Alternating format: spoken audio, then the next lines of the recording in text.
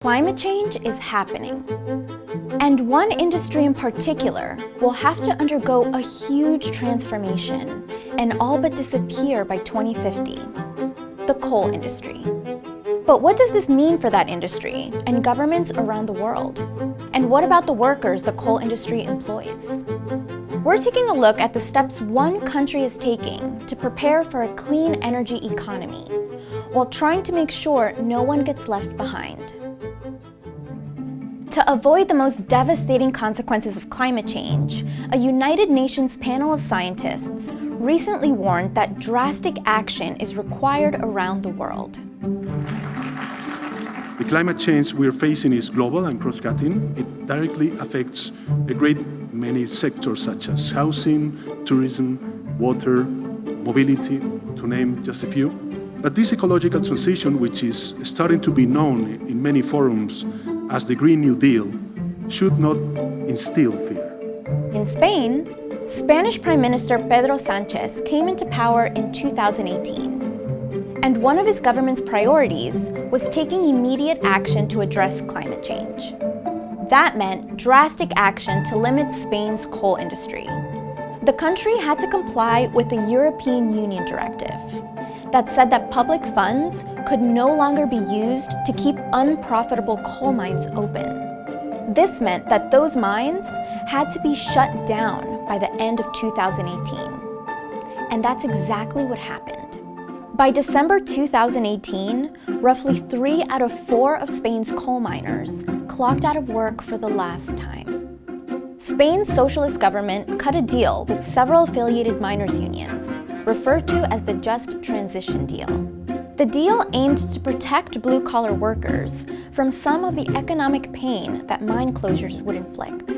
The deal would send 250 million euros, or roughly $285 million to Spain's mining regions over the next 10 years. This money would be spent on upgrading infrastructure in mining communities, like recycling or waste management facilities. Funds would also be spent on things like forest recovery and reducing noise pollution, as well as other environmental needs. Some observers have pointed to this deal as an example of a popular climate policy that could be used as a model to be exported to other countries.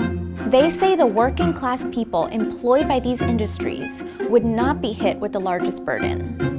That's because this deal also ensured that roughly 60% of miners, those over age 48 or with over 25 years of service, would qualify for early retirement. And younger miners?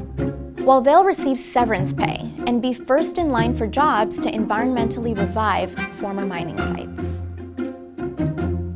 But the deal isn't perfect. While the Spanish government has started registering miners for new jobs, those positions might not be available until 2020.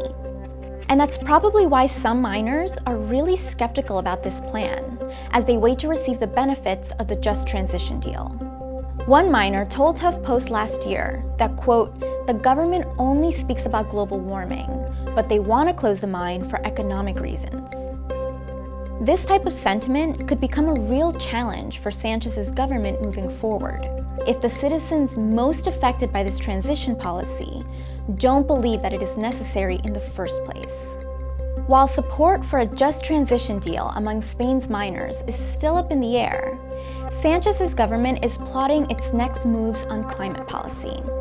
Parliament is currently considering the Climate Change and Energy Transition Law, which would set ambitious targets for moving Spain's economy away from all fossil fuels.